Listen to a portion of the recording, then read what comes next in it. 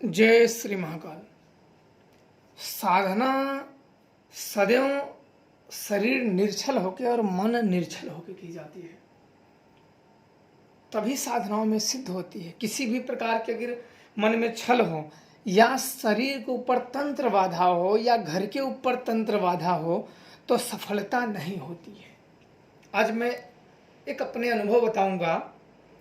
एक जन थे जो कि थोड़ा सा पुजारी टाइप के थे, तो उन्होंने अपनी ज़िंदगी में बहुत भक्ति भजन किए, साधना की, पर कभी सफल नहीं हुए। तो मेरे से उनकी बात हुई तो कहें कि मैं साधना सीखना चाहता हूँ। तो मैंने बोला ठीक है, सीख लीजिए।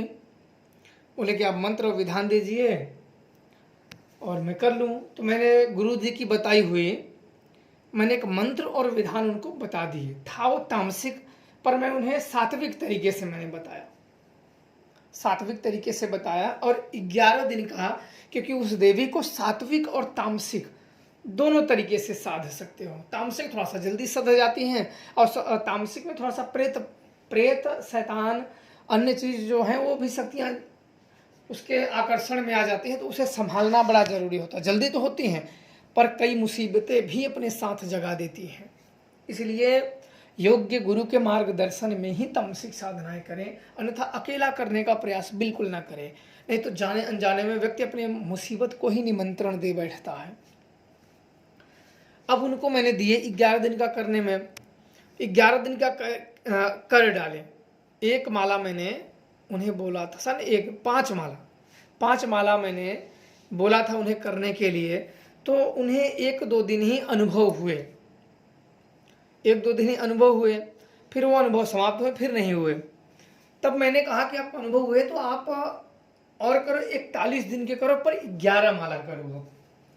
क्योंकि ये रहता है कि कोई भी साधना करो तो तुरंत नहीं छोड़नी चाहिए। उसका जो सिद्धि असिद्धि तुरंत उसका निवारण नहीं होता है। जो पकड़ो उसको करो, श्रद्धा वही तो होती, करो उसको प्राप्त करके ही दूसरा साधना करो। जो लोगों ने किया है तो उसको करो, क्यों नहीं सिद्ध होगा? 1 बार 2 बार 3 बार क्यों नहीं होगा? अब दूसरी बार उनको बताया गया, फिर किए, फिर खास अनुभव नहीं हुए। फिर तीसरी बार मैंने बताया फिर करो, फिर किए, तो उनको देवी के दर्शन तो हुए, देवी के दर्शन तो हुए, पर बात नहीं हुई, उनकी बात नहीं हुई। और समय के लास्ट समय में वो चली जाती थी।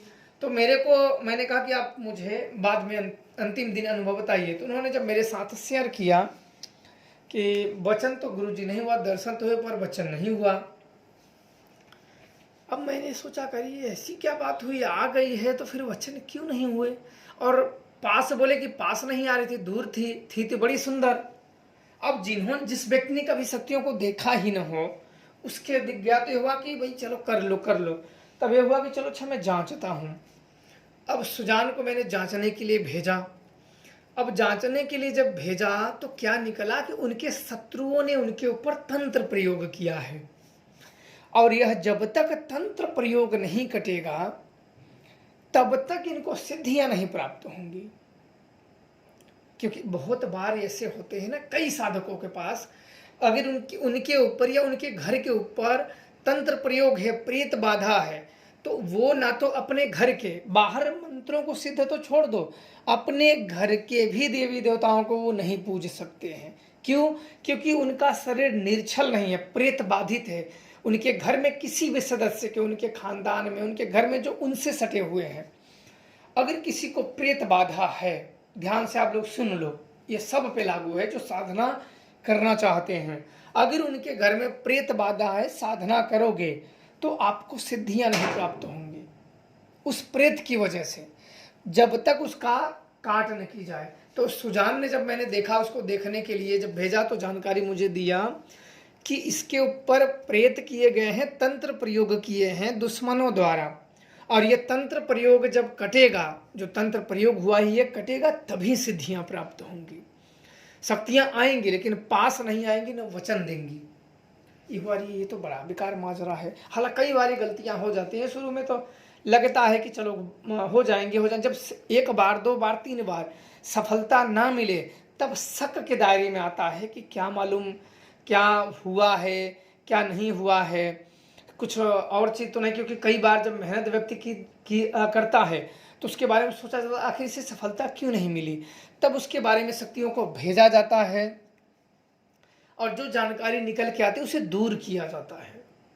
तब जाके उसके जो शत्रु, जब मैंने उसके बारे में देखा, जब बताया कि इसके शत्रु द्वारा तंत्र प्रयोग किए गए इस कारण से, तब उसके सुजान को मैंने भेजा और सारी सामग्री मैंने बताई, ये सामग्री लगेगी। उन्होंने वो सामग्री सब मुझे दे दिया। अब देने के बाद मैंने उसको तंत्र प्रयोग मैंने काटा, इसी शक्ति से सुदान से ही उस तंत्र प्रयोग को काटा और जिसका तंत्र किया गया था उसको वापस कर दिया। इसको बोला कि वो तंत्र जहाँ से आया है उसी के ऊपर वापस कर दो, जिसकी करनी वही भरे। उसने वापस कर दिया और मैंने कहा फिर साधना करो। तब भेज दिया शमशान में, वहाँ उन्होंने साधना किए और बिल्कुल वो सफल हो गए, उस शक्ति से सफल हो गए और मुझे बोले कि मैं सफल हो गया।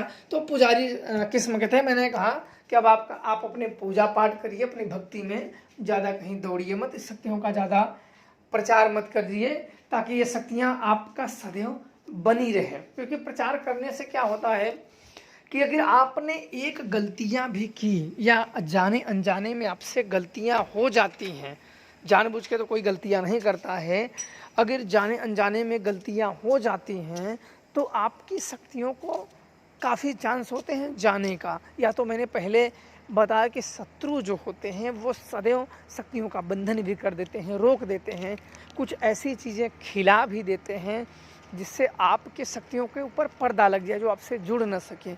तब क्या ज़रूरी है, जब आपको ज़रूरत हो तभी आप इन शक्तियों को करें और कुछ वर्षों तक ऐसे पूजा करते रहेंगे तो ये शक्तियाँ आपसे सही तरीके से जुड़ जाएंगी, फिर कोई आपको हटा नहीं सकता है और इनकी पूर्ण शक्तियाँ आपको प्राप्त हो जाएंगी। तो बहुत बार ऐसा होता है कि किसी के घर में अगर तंत्र बाधा है, प्रेत बाधा है, भूत प्रेत चाहे कोई भी हो, दादा दादी पापा मम्मी भाई किसी के ऊपर हो, जब साधना करोगे तो वो शक्तियाँ जोर मारती हैं उसको खंडित करने के लिए, ताकि अगर सिद्ध करके घर जाओगे तो सबसे पहले प्रेत ही दूर करोगे।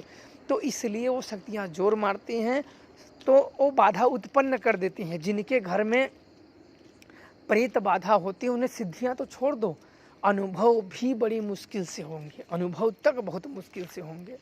तो उनको तंत्र बाधा अपनी हटवाना बहुत ज़रूरी होता है, तभी वो अनुभव होंगे, अन्यथा उनकी मेहनत भी बेकार चली जाएगी। तो आशा करते हैं कि आप लोगों को समझ में आ गया होगा। खुश रहें और आगे जब भी लगे तो ऐसी गलतियां बिल्कुल ना करें, मेहनत बेकार ना करें और इसका जांच पड़ताल करके ही साधनाएं करें। जय श्री महाकाल।